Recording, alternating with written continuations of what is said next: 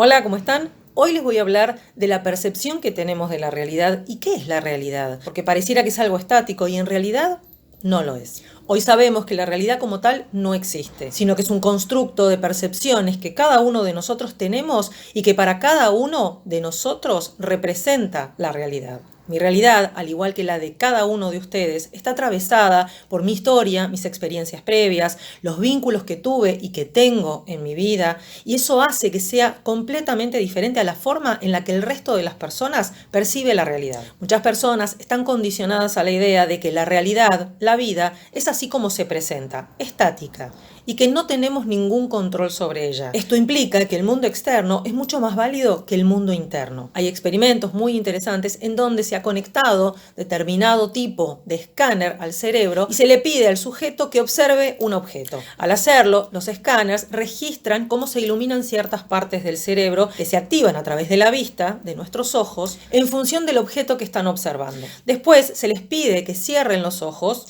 e imaginen ese mismo objeto. Lo sorprendente de este experimento es que ante la imaginación del objeto se iluminaron las mismas áreas del cerebro que se iluminaron ante la visión, ante la mirada del objeto concreto en la realidad. Y esto provocó que los científicos realmente se preguntaran: ¿quién ve la realidad como la conocemos? ¿El cerebro o los ojos? ¿Qué es la realidad? ¿Lo que vemos o lo que pensamos que vemos? El cerebro procesa 400.000 millones de bits de información que entran a través de nuestros sentidos, pero solo tenemos conciencia de 2.000 bits de información. Esto significa que la realidad se está creando en nuestro cerebro. Recibimos la información a través de los sentidos, pero es el cerebro el que nos permite percibir el exterior. Por lo tanto, no sería erróneo asumir que creamos nuestra realidad en nuestro cerebro y que desde allí, generando pensamientos, podemos cambiar nuestro mundo material. Podemos cambiar nuestro cuerpo. Si no, ¿cómo podría ser posible que con el solo pensamiento o recuerdo de una situación dolorosa sintamos las mismas emociones que sentimos en ese momento? Y esto es porque el cerebro no diferencia entre lo que estoy registrando a través de los sentidos o el recuerdo o pensamiento que tengo sobre algo que alguna vez percibí por los sentidos. Porque como se activan las mismas neuronas, las mismas conexiones en nuestro cerebro, esto significa que un pensamiento o recuerdo tiene el mismo efecto que la experiencia en la realidad. Construimos modelos de cómo vemos el mundo exterior y a medida que vamos recopilando información, vamos puliendo ese modelo, nos contamos a nosotros mismos una historia sobre qué es el mundo exterior. Cualquier información que tomemos del entorno está siempre empañada por las experiencias de lo que hemos vivido, por la reacción emocional asociada a esa experiencia. Un nene al quemarse con una estufa va a tener una percepción de la realidad y de esa estufa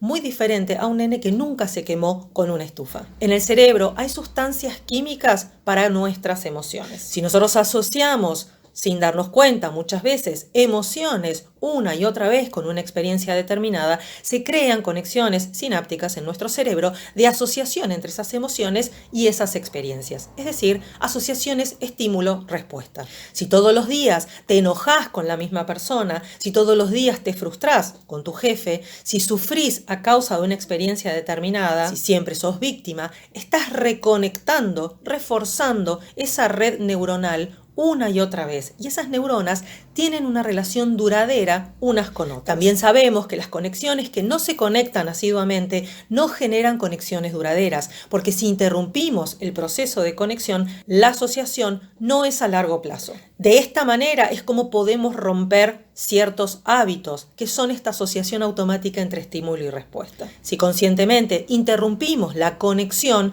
porque ya no elegimos reaccionar de la misma manera ante ese estímulo, podemos romper esos patrones de conducta. Cuando se generan relaciones duraderas entre neuronas, surgen las adicciones a las emociones. Las adicciones son algo que no podemos frenar. Si no podemos controlar un estado emocional, es porque somos adictos a ese estado emocional. Hacerlo consciente, traerlo a mi conciencia y trabajarlo desde ese lugar me va a permitir romperlo de una manera mucho más eficaz.